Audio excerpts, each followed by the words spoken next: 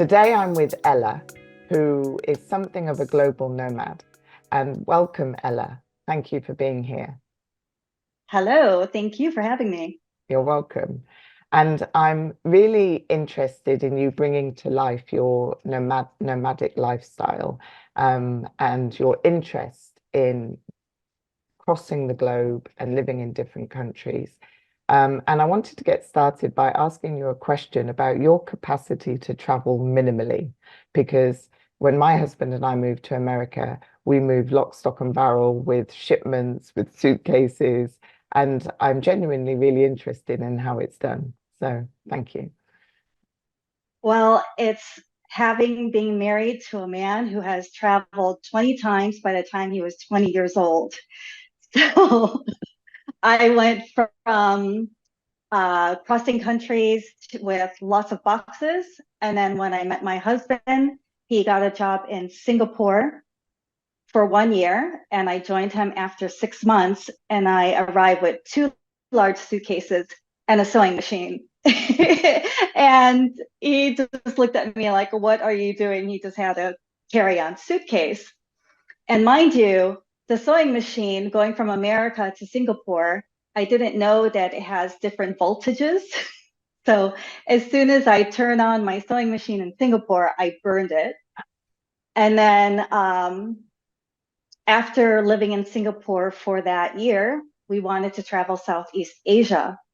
And my husband was just so annoyed with all of my luggages. He said, there's no way you're going to be able to travel with all this. So he had to set up with a colleague of his who happened to extend his time in Singapore and begged him to, to keep my luggages in his apartment. So we left it there and he taught me how to decrease my load. And it was very difficult having lived in Chicago for 30 years and I have all these attachments.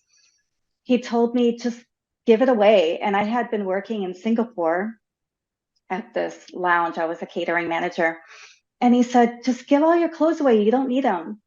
Give everything away. And it was hard, but I guess giving it away and watching the girls who I worked with putting on the clothes, doing a fashion show and everything, and just seeing all the smiles on their faces and how happy they were, it gave me joy to give it away. Mm. So that was the start of my minimalist life. And then after that, my husband was a software engineer. So he would get contract work all over the world. It could be 3 months, 6 months, a year. And in the beginning, when I would travel with him, it was just traveling for fun and hoping maybe I could find work there. But since he was traveling so much, it got to the point that I kind of embraced the whole not having to look for work and enjoying my lifestyle. And because when we would be at whatever his contract country is, Mm. we would always take more breaks and travel more. So it just made more sense not to carry so much. So I learned how to just travel with one carry-on luggage. And honestly, you don't need a lot. You need 10 days of clothes and whatever you forget to bring, you can just buy. It's not a Mm. big deal. That's such a great tip. I recently went back to the UK and I went for 10 days and I had exactly 10 days worth of clothing. But thinking about what you said, I still took a big suitcase. So I'm intrigued how I could pull it off, and do it differently. And you've also now touched upon all the different the whole lifestyle that you entered, this your husband's moving, he's doing contracts, and then in effect you're following him, you're accompanying him, and joining him on these trips. What did that open up for you? Because presumably you didn't always work, you would choose to literally be in the country, I imagine. Is that right? um, well, in the beginning, I tried to find work. So let's fast rewind back to when I met my husband. So I'm from Chicago, and I left from Chicago to San Francisco for work. I was a catering manager, and that's where I met my husband. And when we got together, his first overseas job was in Singapore. And so at that time, we kept our apartment in Singapore. So I was able to just leave with 2 suitcases. And then when we got back, I was able to get my job back again in San Francisco. And then a few months later, my husband got a job in Denver. And then while he was in Denver, after a few months later, he gave me a call and said, "Hey, honey, what do you think about moving to Denver? I just happened to go on my lunch break and there are these model units and they look so amazing and I want to buy it." And so it was literally a phone call. He just sent me photos and everything. And he was ready to purchase right away. So I said, you know what? I'm not very happy with my job anymore. I think I'm ready to move. Yeah, sure, buy it and then I'll join you. Well, that was the thing, is the house was completely a new development, so it wasn't even built yet. And at that time, his company was sending him to Belgium. So it was perfect timing because it was about 2, 3 months that we would have to go to Belgium. And then by the time we get back, the house would be built and we could move in. So I thought, okay, great. I can go on a trip, have a 2, 3 month vacation. So we went to Belgium, got back to Denver, and I wanted to work because that's what I do. I'm very independent. I don't want to ever depend on my man. So I went to school for real estate, to be a real estate broker. Um, Finished, passed the exam, and as soon as I was ready to go to work, my husband gets a job in Belgium again. So then I said, okay, well, I have a choice, travel or work. Well, duh, travel. So I went back to Belgium with him for a few months. And then when we got back to Denver, again, just there for a couple months. And then what happened? Oh, and then the recession hit. So this is now 2008. And my husband waited a few months later, 2009, and he couldn't get work for the same rate that he was used to. And so he said, I think I've made enough money, let's retire. So I said, okay, great. Where are we going? And he said, well, why don't we go to the Philippines? It's cheaper there. So I said, okay. So we had just bought our house and we had purchased everything new for this house. And it was a big house. So now I had the job of getting rid of everything and selling everything and donating what I couldn't sell. And I was able to do that. And it was fun.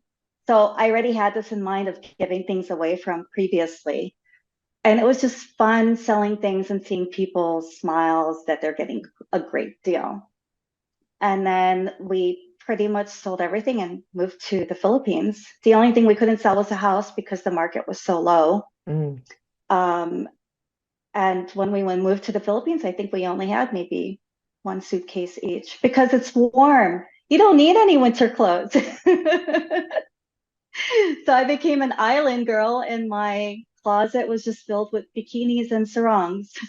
How wonderful. And then the love of traveling was born, I imagine, rather than Well, actually, the love of traveling started when I was a much younger age. I already knew by the time I was about 15 years old that I was going to marry a French man and live in Paris.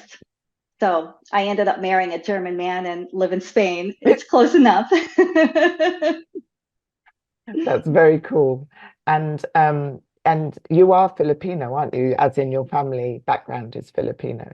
So had you, as a child, made visits to the Philippines, or was this journey that when you and your husband went, was that the first time you were in the Philippines? I was born in the Philippines, Oh, and mm, at the age of 2 years old, my family immigrated to the United States. We moved to Chicago.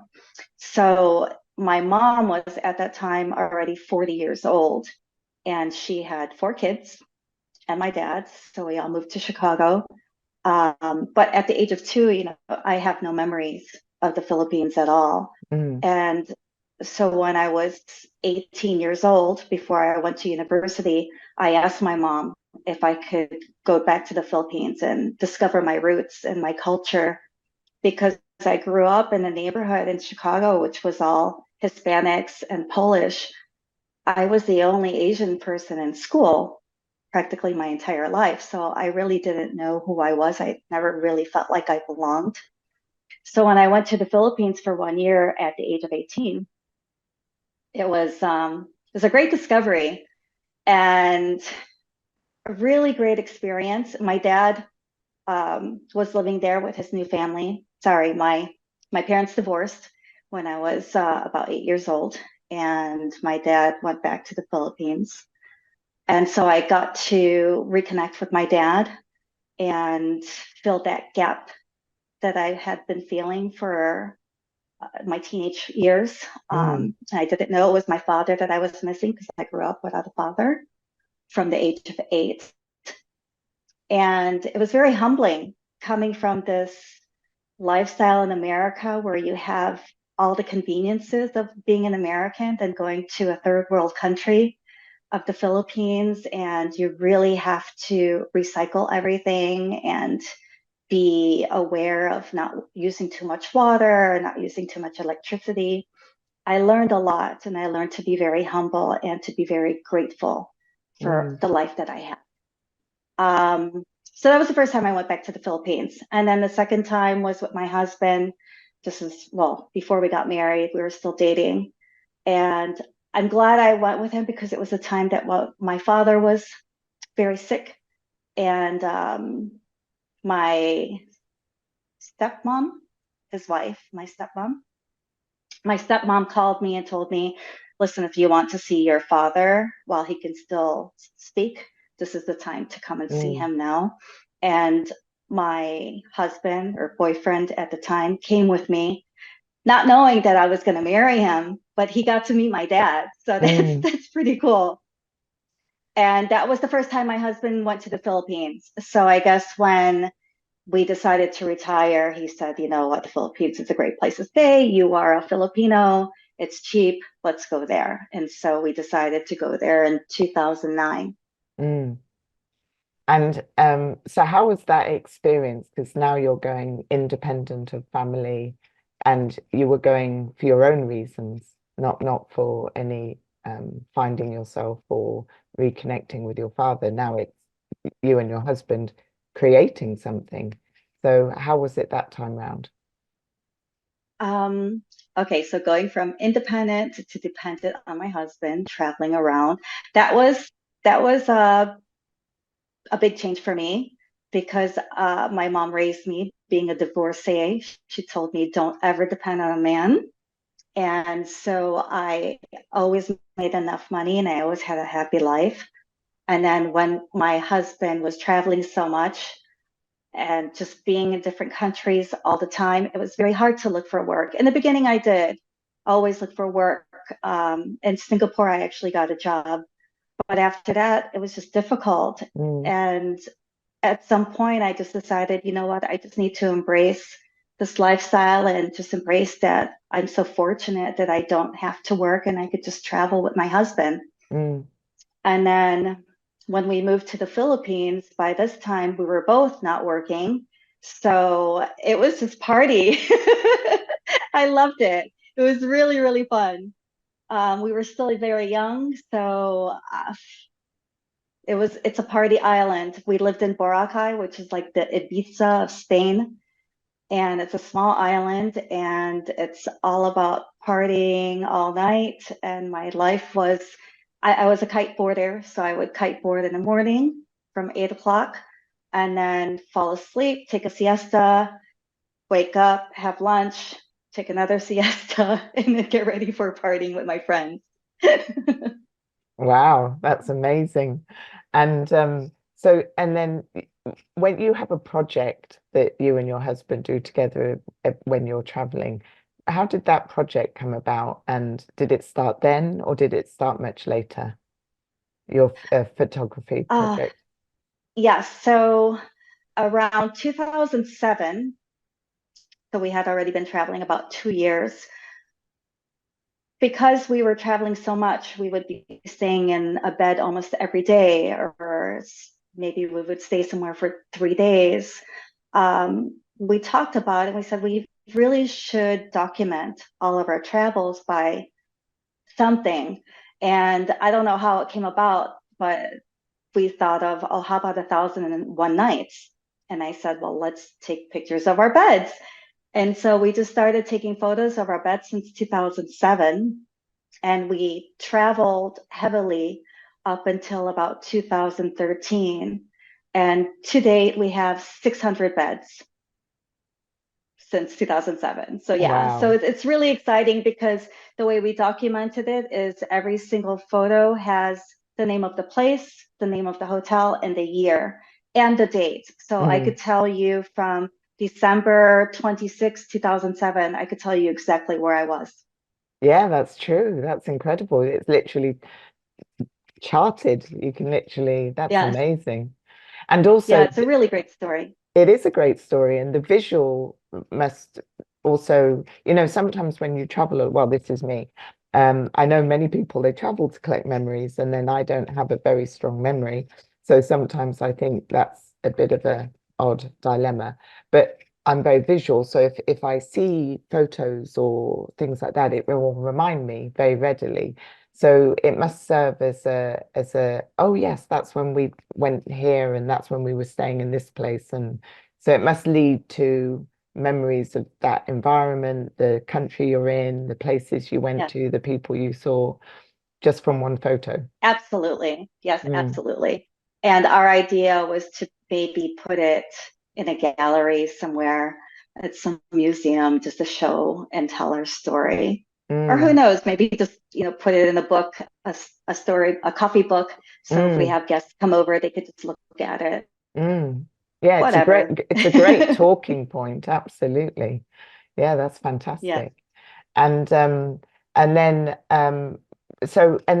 you're minimalist and you came up with the project. I'm intrigued by the fact that you independently travel, um because at some point your husband stopped working as well, so it's the two of you enjoying the travel. It wasn't just you Yes. enjoying the freedom, so to speak. It was both of you. And then how would you determine how long you stayed somewhere, what you did while you were there? Was it kind of just organic based on each experience, or did you kind of have an agenda, a project in mind in how you would determine where you went and how long you would live there? Oh gosh. Well, when we first traveled together, that was to the Philippines, that was to retire.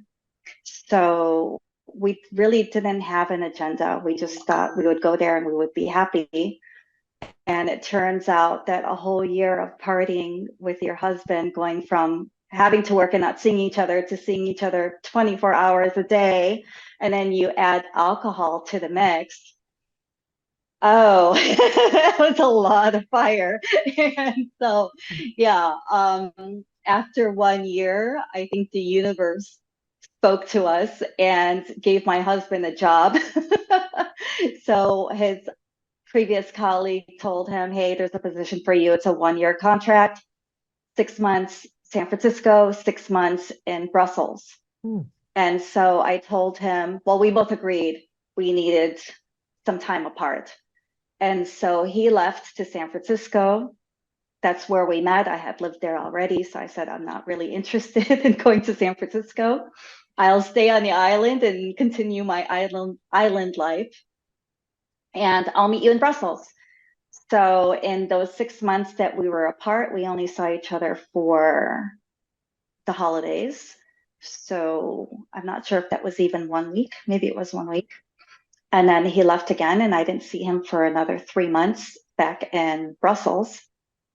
And it was amazing. It was, I mean, we spoke almost every day while he was gone, but you get really nervous after not being with your partner for so long. So I had all these butterflies. I was really nervous when I left to see him. And it's exactly what we needed. It was like our honeymoon again. I mean, we were so excited to be with each other, and we just didn't want to get leave each other at all. He didn't want to go to work, and it was beautiful. I loved it. And then after that, okay, so he had his job for another 6 months in Brussels. And then, yeah, we don't really plan. Mm, We both got bicycles. So he used to bike to work and I would just bike wherever. And since we had our bicycles, we said, why don't we do a bicycle tour somewhere? And then he said, well, why don't we do the Rhine River? It's nice and easy. It's flat, but let's start from the start of the Rhine. So we went up to Nijmegen in the Netherlands, and we just bicycled our way all the way down the Rhine.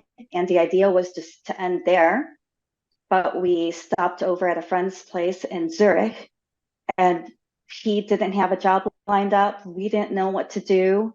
So we said, let's just keep on going. And so we continued. Um, my husband loves to say all the way to Africa, but the truth is we biked to the south of Spain, which is Tarifa. And the idea was to continue to Portugal, but he had so many flats on his bicycle tire that we decided to go up to Sevilla. And then once we got there, we just stopped because he got tired. He got tired of fixing his flat tire. oh, that's amazing. And it, How long yeah. did And that then, entire journey take you? so that was 3 months, 4,500 kilometers. And then when we ended in Sevilla, we were just both done because our Mm, last day of riding, we were following our GPS and it wasn't very intelligent back then. And it took us to these back roads, which is like farming area. And we were so unlucky. We were following a path of a truck that had soil, just a whole load of soil, and it was just blowing in our face. We were getting showered with dirt. And so by the time we got to Sevilla, we were completely dirty. And we just had had enough. We said, mm, I don't even want to look at my bike anymore. Let's get rid of it. So of course, you have these brand new bikes practically, and you sell it for 50% off. Who's not going to want to mm, buy it? So mm. we just sold everything. It was very easy to sell. And then once we were done there, I'm not sure what we did.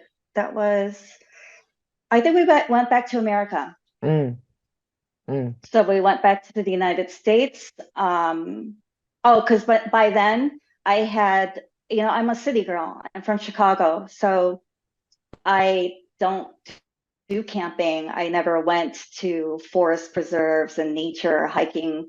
And with the whole bicycle tour of 3 months, I really loved nature. I loved camping and I wanted more of it. And so I told my husband, I want to go to America and visit all the national parks, but Mm. not on a bike. Let's get a Right. car. So we went back to America, went to Chicago, visited my family, and then we bought a used car, a convertible, and we just road tripped for a year Wow. in the car and a tent. We bought a tent, and sometimes we would stay in hotels. Mm. So yeah. And So the whole no, no, I was only going to say, I often think that moving states is a bit like moving countries.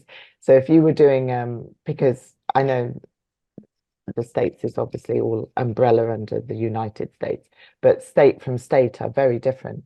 So that in a way, just doing that year road trip must have been a real eye opener across the states. Oh yes, and I discovered new states that I hadn't been to. So we went from Chicago all the way down to Mexico, and then oh, we ended up, that's what happened. So during the time we were traveling, my husband got another offer to work in Colorado and Boulder, and it was Oh, supposed to be a one lovely year. there. Yes, beautiful. And since we had lived in Denver, I knew Boulder. And since it was supposed to be a 1 year contract, we thought, we're ready for a dog. A little bit of commitment, not quite ready for that child yet. So we got a dog. a Jack Russell Terrier named Eddie, just like from that show Frasier. I don't know if you're familiar with Yes, that. yeah, we are. Mm. Lo Love that show. So they had a Jack Russell Terrier on the show named Eddie. So we got Eddie from a breeder, and I love to cook. So I already went ahead and bought some plates for my new kitchen. And it was a Saturday. We found an apartment, signed a 1 year lease, paid the deposit, had a dog, had some plates. By Monday morning, he gets a call from the headhunter who hired him and tells him, "Oh, I'm really sorry, the job fell through." Yeah. So we're like, okay. Luckily, because we had just signed a contract on Saturday, they were able to give us our deposit back and let us um, leave the contract without any Mm. penalties. So that was very lucky. But we had a dog. We couldn't Mm. we couldn't take him back. So we kept the dog. We still had our camping equipment. So we said, okay, we'll just continue our road trip. And after a few months, it was getting cold. And once I left Chicago, I just told myself I never want to be there ever again in the wintertime. So we headed towards Texas and we ended up in Austin. And so I had never been to Austin and I had no idea how amazing Austin is. And so we stayed there for a few months during the winter. Mm. And then come January, the winter was getting too cold for us.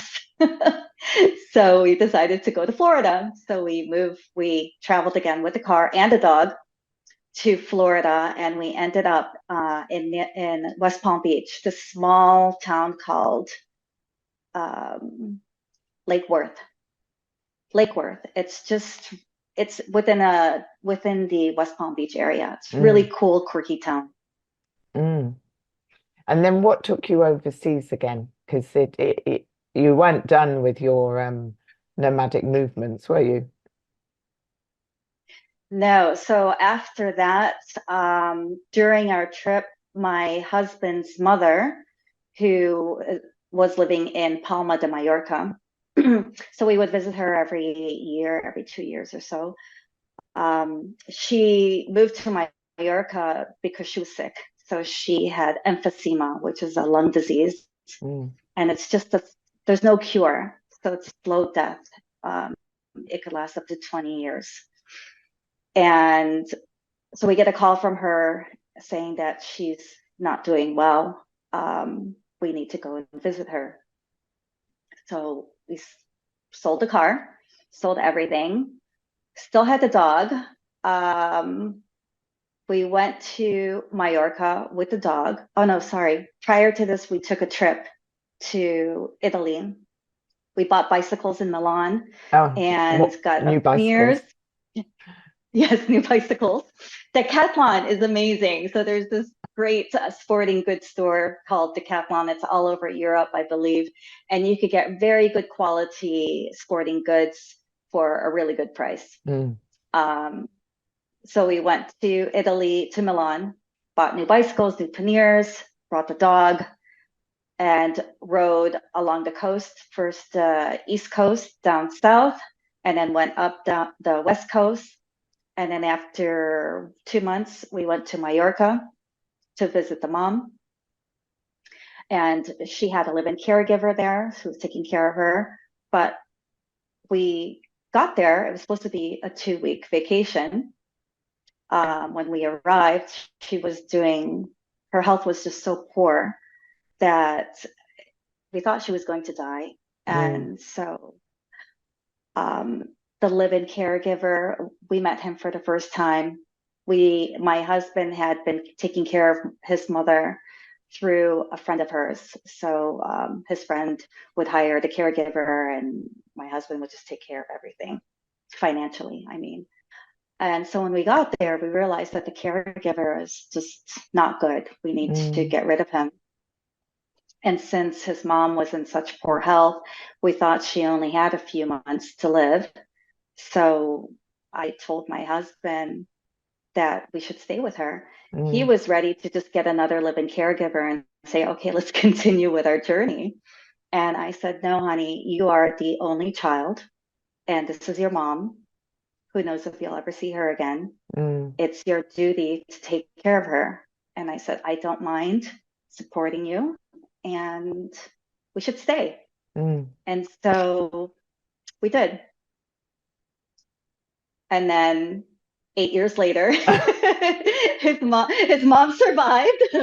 She continued on for another 8 years. And you were still there. And so how did you establish a life for yourself there? Because I mean, one, it's very generous of you to have made that magnanimous suggestion that you stay.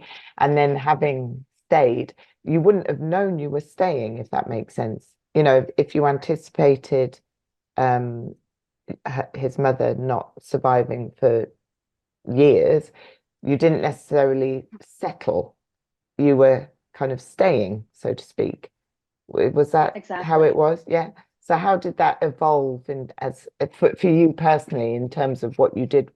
I mean, obviously you were supporting and caring for her and things like that, but how did life show up for you, given it was an indefinite stay rather than a we're moving to Mallorca? Well, by this time, I had already lived in a few countries, so getting up and going and starting over again was not new to me. And when we arrived in Mallorca, I remember we just finished the bicycle tour with our Mm, dog. So all we had were two bicycles, panniers, and our dog. We really didn't have anything. We only had biking clothes. So we just had to buy everything new. The apartment that my mother-in-law was living in was a beautiful apartment right in the old town of Palma. So it was furnished. She had everything pretty much. We just had to establish a life there. And so just little by little, because I don't really need so much. We are minimalist. Um, don't need a lot, just the bare essentials. So I didn't go on this big shopping spree. It's just, okay, winter's coming. I need a coat. Let's go get a coat. Or let's get some pants. I bought things as I needed them. And you just slowly build a life. And I'm used to going on different online platforms. Social media is great. So I just met friends online and I built a community that way. And I used to be a catering manager, so meeting friends through food and drinks. I met a lot of friends. There was this platform called couch surfing. I don't know if you're familiar with it. no, I'm So, not. no. Okay, so couch surfing started back in, oh gosh, I can't remember, maybe 2004 or so. And the concept was these two college kids from America who wanted to go visit the town and they didn't have a lot of money. So they contacted all these college kids at the university asking if they could sleep on their couch. Mm, And so they created this platform, and it was a very intimate thing where you would send a personal note to the person that you're contacting, and every person has a profile. So it's kind of like Facebook where you have your photo and you have references and what you're offering and a lot of your interests. So that was the concept. But then once it got bigger, it was just a lot of people that was very impersonal saying, can I just crash your couch? mm, So when I was in Mallorca, that was a good way to meet people. So I was more into the socializing part by then. I used to open my home to people. Um, but at that point, it was just so impersonal that I didn't. And I would just meet people outside or I would invite people to my home. So my mm. first year in Mallorca, I had a dinner party once a month, every month. And it's called a potluck, which is very popular in America, where everyone just brings a dish to share and drinks, and you just have a party. So once a month, every month, I would have about 20, 30 people in my home. Mm, And of those people, that's where I started to meet friends. And you get to know people. It's like, oh, I like this one. I like this one. Then you go into smaller groups of friends. Then you have hiking friends. Then you have friends that you just want to do a language exchange with, or people that you love to go eat with. Or mm. whatever. Mm, So yeah, so I slowly built a life in Mallorca, and we were there for 6 years. mm. And then where did you go next? Because you're not back in America, are you?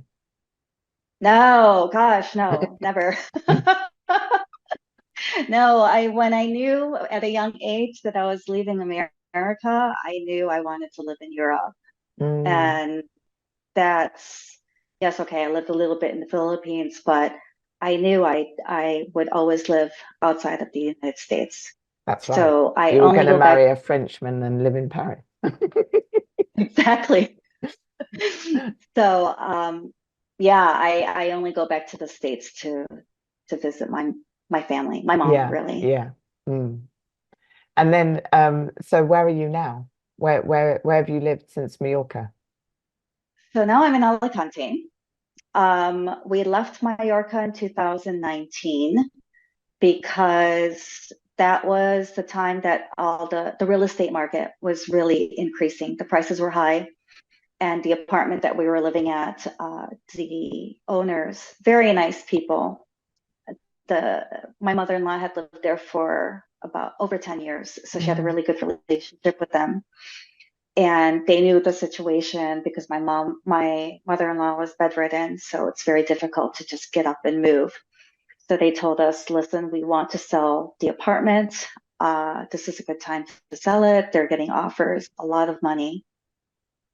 And he said, but we'll put in a clause in the sales agreement. We'll let the buyers know that we need 3 months so that you can find a proper place for you to live. mm, And so my husband and I said, well, 3 months trying to move everything with a woman who can't leave her bed, it's just mm, too much stress. mm, And then we have a caregiver, a live-in caregiver, and we just said, no way, I don't want to live with that stress. Let's be proactive and let's just find a place now. mm, So at that time, we had bought a caravan and we were traveling with our caravan for about 6 months of a year. And we would leave the caravan on the mainland. And it was a bit of a hassle. So we said, well, of course, first I looked in Mallorca, but the prices are just so high. And so we just said, let's just go in a caravan, just the two of us with our mm, dogs, and look for a place. mm. And then once we get a place, then we'll bring over the mom. So that's what we did. We traveled in the caravan for a couple months.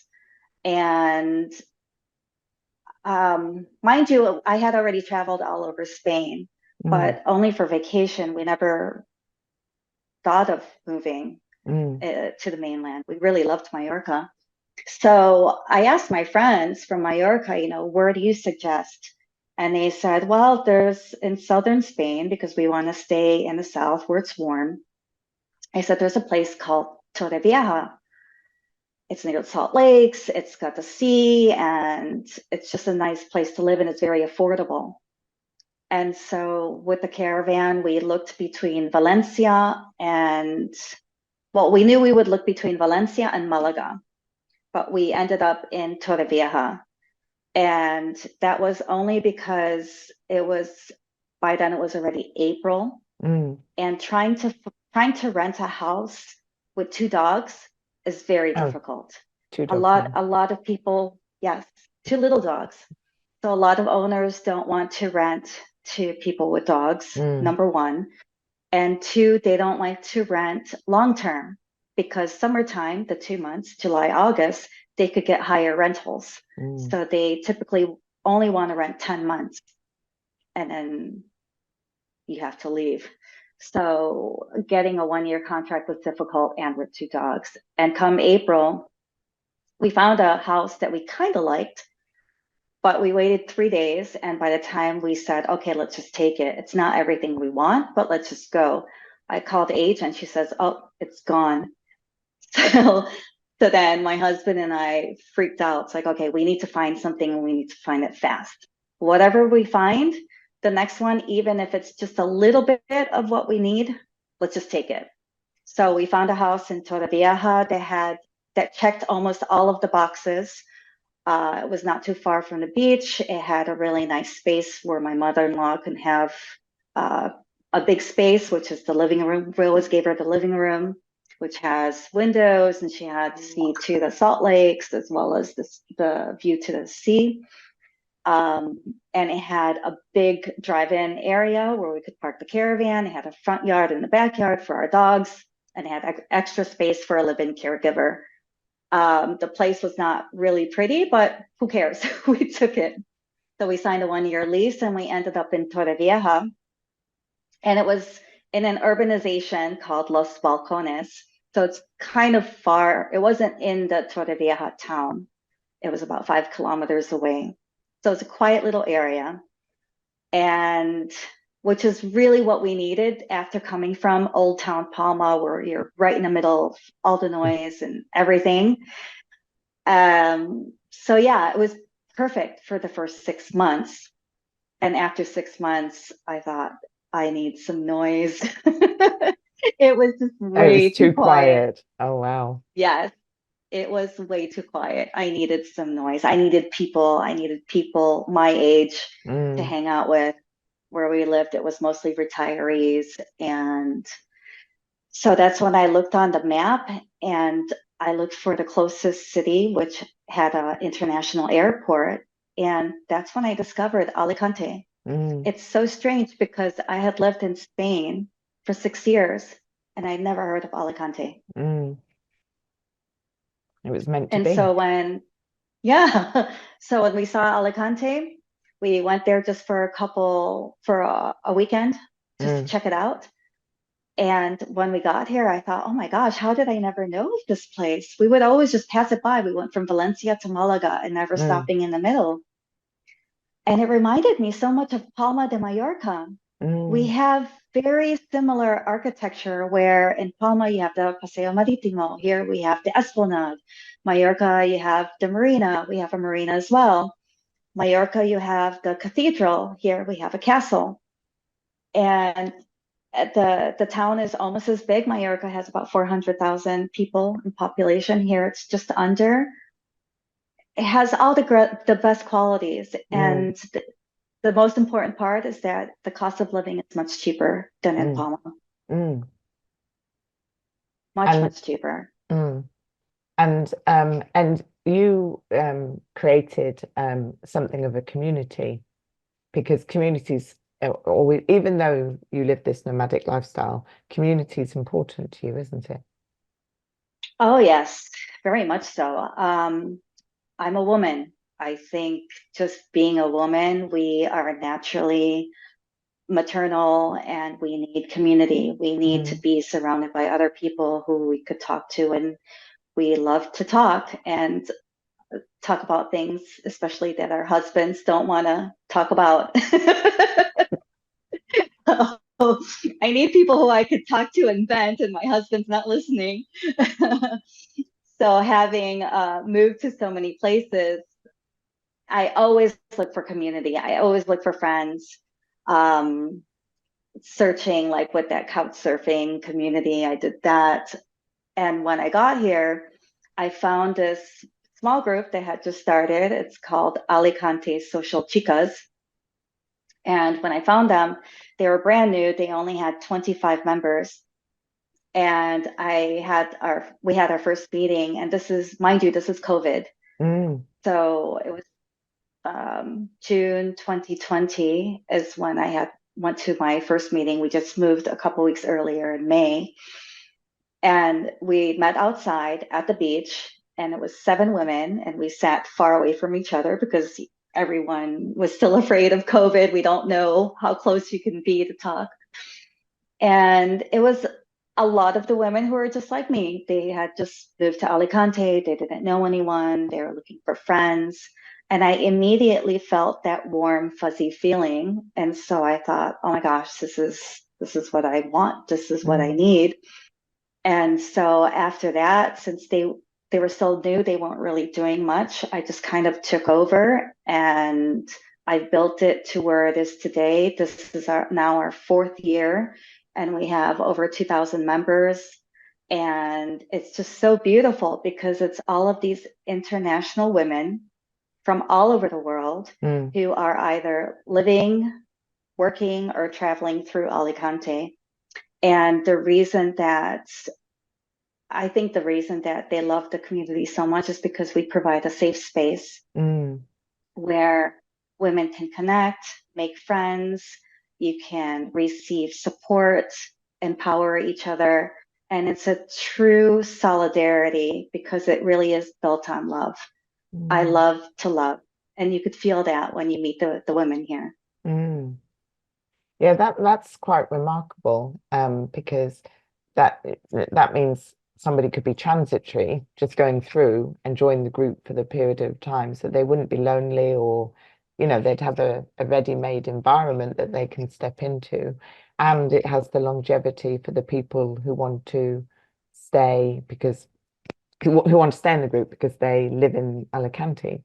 So it kind of, I didn't appreciate that it could serve someone who's transitory as well as someone who's permanent. That's amazing. Oh, yes, exactly. We have lots of people who come here just to travel. There's a lot of digital nomads who Mm, are only here for a couple weeks. We have people who are here who are just on vacation mm, and they're here by themselves. They could be solo travelers mm. and they just want to Exactly. meet and hang out. And so yeah, it's really nice. And because we're in our fourth year now, we have so many activities. Practically every single week, there's something going on. Mm, We go hiking, we have coffee meetings. I have now because I have to walk my dogs every morning.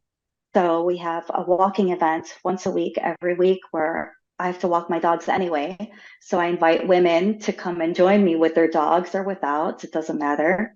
And we'll just walk and then we'll end the walk with a coffee. mm, So there's always just something to do. mm. And do you have local Spanish women in the group, or maybe sp people who are Spanish but from another part of Spain? Yes, we have people from everywhere. So we have local Spanish, we have Latin American Spanish speaking people, we have lots of Europeans. Um, there's lots of Scandinavians, Germans, Dutch. Um, During the war, the beginning of the war, lots of Ukrainians, Russians are here. Um, Gosh, we have everything. Mm. Yeah, that's And amazing. Sorry, go oh, ahead. sorry, it's the whole Alicante province. It's not just the city. So Alicante province includes up to Denia, into the mountains, and down to just before Murcia. So it's a Mm, big region. mm, mm. It's fantastic. I wonder if other people have copied it or have similar ideas around the world, because that a safe space is not something to be underestimated. So I think that's just a phenomenal thing to set up, and to especially for people who are traveling. And not everybody, like you just pointed out, you might be a solo traveler, or you might be on business.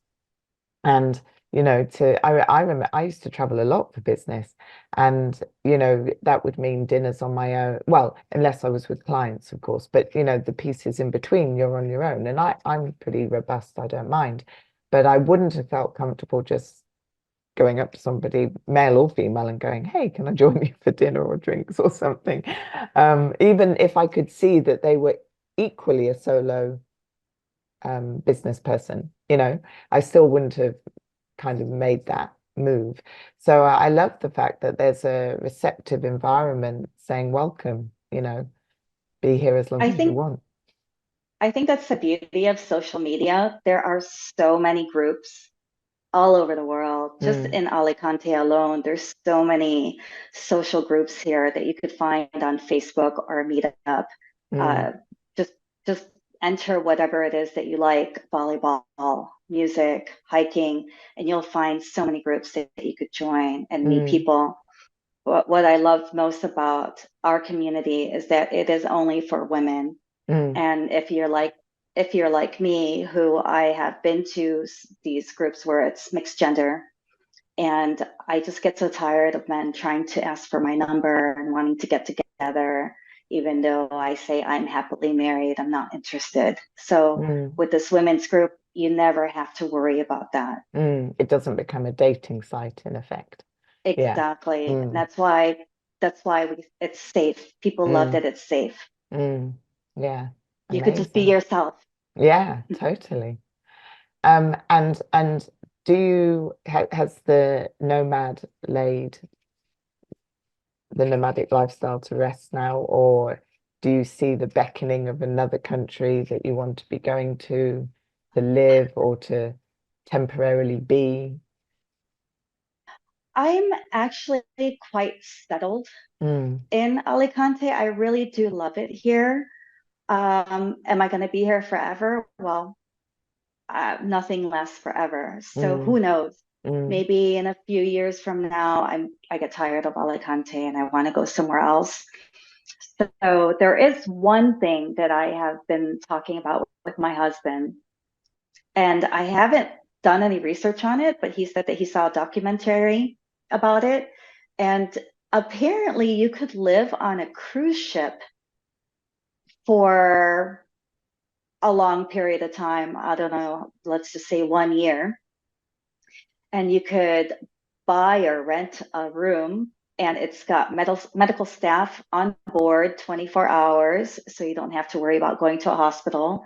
And you could just travel all over the world, but never having leaving your place. So mm, that sounds kind of cool. Maybe we'll try that. mm, But on the other hand, I don't know if they allow dogs. So mm, we'll see. mm. And do you still have two dogs? I still have two dogs. One is 11 and the other one is 5. Mm, So if we do that, then we would have to wait until mm, the inevitable, mm, which I don't want to think about. mm. Or they might change the rules and allow dogs. You never know. Oh gosh, that would be great because it's so easy. You could get a ferry from Mallorca to Barcelona, and dogs are allowed. They have a special place for the Mm, dogs. It's not a big deal. So mm, yeah, that would be lovely. Oh, I hope mm. somebody is hearing this. Make your ship dog friendly, please. Exactly, exactly. That's quite an exciting possibility. Have you got any other ideas up your sleeve? No, that's it. We traveled so much. We did it for Mm, over 10 years. So I'm enjoying the not doing anything and mm, staying still. Th mm, this for us is different. So absolutely, it's that's nice. true. Yeah, it's very different. It's nice to be home and do nothing and not go out. And I'm quite enjoying it. Mm.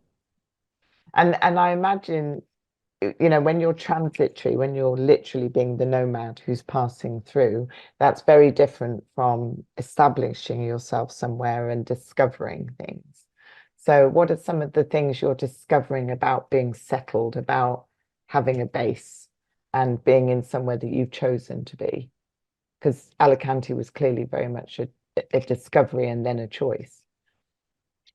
Right. Oh, good question. What am I discovering? Well, I guess I'm discovering that when I do travel, because we did travel a bit last year, once COVID was finally over and we don't have to do any tests at the airport. I did quite a bit of traveling for about a month or so, or 3 weeks. And I would have to say that after 2 weeks, I just wanted to go home. Mm, I just wanted to go home in my comfortable bed. And yeah, traveling is not what it used to be for me. Before mm, it was great, exciting. Now I'm just happy to just stay home mm, and be in my own comfort zone and be mm, with things that I love. mm, And just knowing the place that I live and being able to have friends come over to visit and showing off my hometown. mm. And how I mean, you literally could have lived anywhere. You've traveled widely, you've seen widely, so you could have traveled anywhere. How receptive have you been made to feel in Alicante, given that's like where your heart started to lean towards?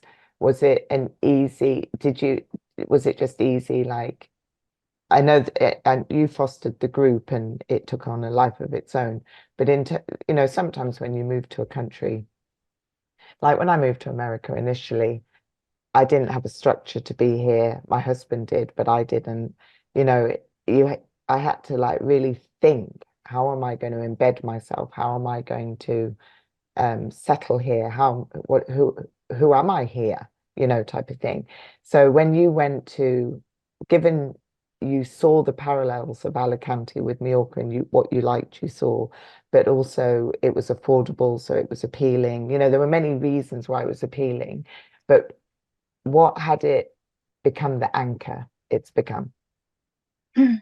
I guess the anchor is this community that I've Mm, built, mm, the Alicante Social Chicas. Um, it all started out as just fun.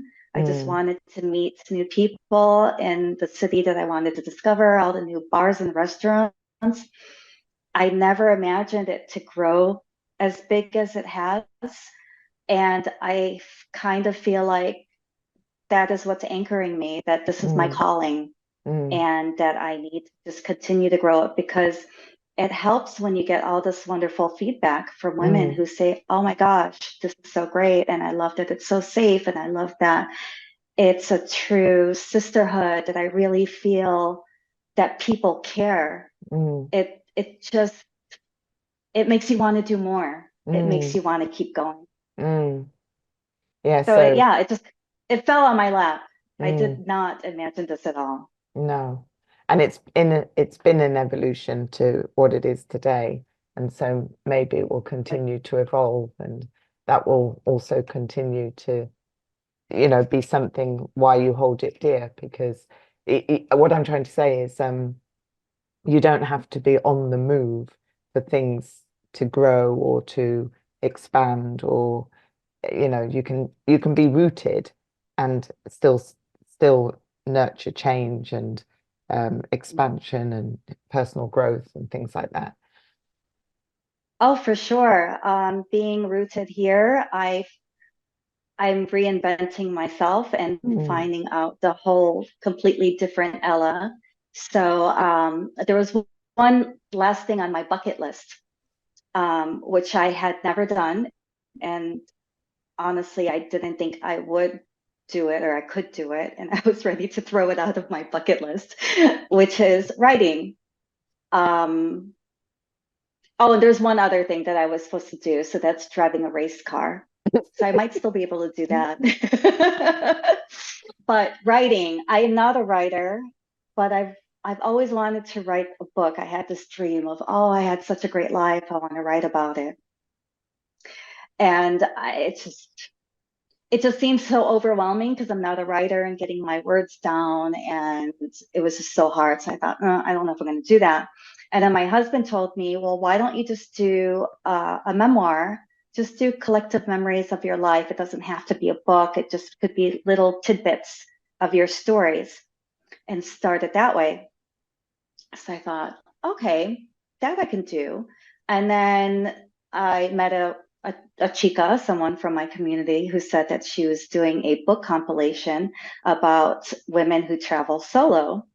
And she's getting women to participate who would just contribute one chapter. So I thought, I could do that. I could do one chapter. Why not? So let's start there. And maybe that would inspire me to write my memoir. And then hopefully that will inspire me to write maybe short stories about my life. And so sitting down and just writing, once you start doing it and get into the groove, it's really amazing. And then I start to look at photos of my past, and I could just sit at home for hours and days and just be in my own wonderland. mm, And that's something so completely new to me, mm, that I could actually do that and do nothing and be happy. mm. That's lovely. So you have discovered a whole new side to you and something you thought you couldn't do, but it is just pen to paper, one page at a time, one paragraph at a time. Right. Sometimes you can Fantastic. just sometimes you can discover so many things just by not moving. Mm, mm, absolutely. Absolutely. Have you finished your chapter? No. Oh, No, not yet. So the deadline was supposed to be in January. And I was starting to panic because I had content, but just not enough to complete the chapter. And so I contacted the manager of the book, and she told me that it had been postponed, and she hasn't given me a date yet. So thank goodness I have time. very good. Your chapter but will make it but into the soon, book. Yes, yes, yes. yes, yes. Excellent. Very, very good. Well, that's an exciting thing to look forward to. And who knows where that will lead to as well. Thank you very, very much for being in conversation with me today. I really appreciate it. And anything you want to say? No, thank you. This has been really fun. I feel like I've just been chatting with a girlfriend. So thank you for making it so easy. You're very welcome. It's been great fun.